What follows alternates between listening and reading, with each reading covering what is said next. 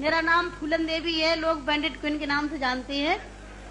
और हमें पता नहीं था कि इतना संघर्ष करने के बाद हम जिंदा रहेंगे और आज आप सबके बीच में भी पहुंचेंगे, इतना मान सम्मान भी हम पाएंगे, ये हमने कभी नहीं सोचा था। 4 साल हम जंगल में भटके। आपको पता होगा कि हमारे हिंदुस्तान में,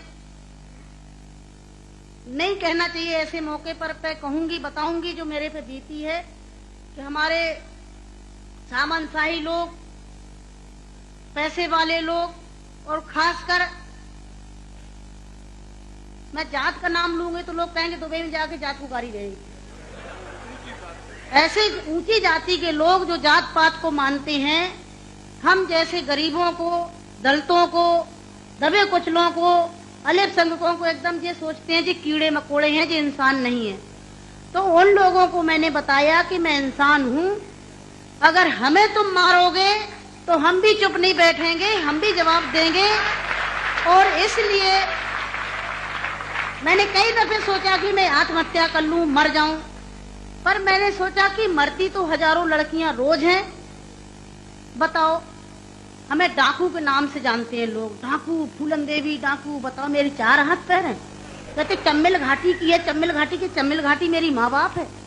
अरे मैं माँ बाप से पैदा हुई हूँ, मेरा कसूर यही है कि मैं झोपड़ी में पैदा हुई, गरीब परिवार में पैदा हुई, दबी कुचली समाज में पैदा हुई, तो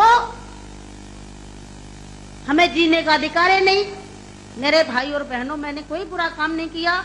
मैं तो वहां भी मंच पे बोलती हूँ, अब्बू भाई के साथ में तो कई सभाएं हुई हैं, बहुत बड़ी बड़ी सभाएं हुई हैं, कि मैंने कोई बुरा नहीं किया है।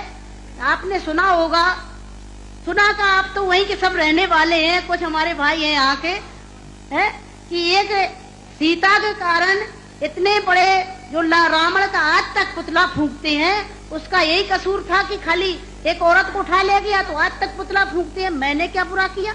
मेरे साथ भी ऐसे रावणों ने अत्याचार किया, मैंने उन रावणों को जवाब दिया। फूलन देवी को डाकू है, डाकू है।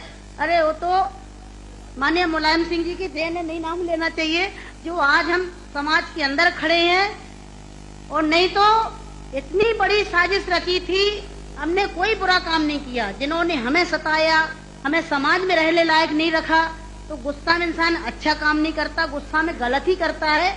और जो कुछ भी हुआ, अच्छा और बुरा, सबक सिखाने के लिए कि हम जैसी बहन बेटियों के साथ अन्याय अत्याचार करोगे तो कोई भी महिला घर से बाहर निकल के और अपने अधिकारों की लड़ाई लड़ने के लिए मैदान में खड़ी हो जाएगी। तो मेरे भाई और बहनों, हमें तो डाकू घोषित कर दिया। जब मैं चुनाव लड़ने जाती हूँ तो सब एक ही भाषण रहते हैं, किसी के और कोई भाषण नहीं रहते हैं।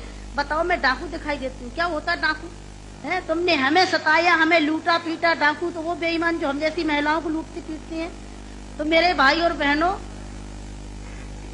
4 साल में जंगल में भटकी, 11 साल में जेल में रही, और जेल में भी हमें पागलों के साथ रखा गया था।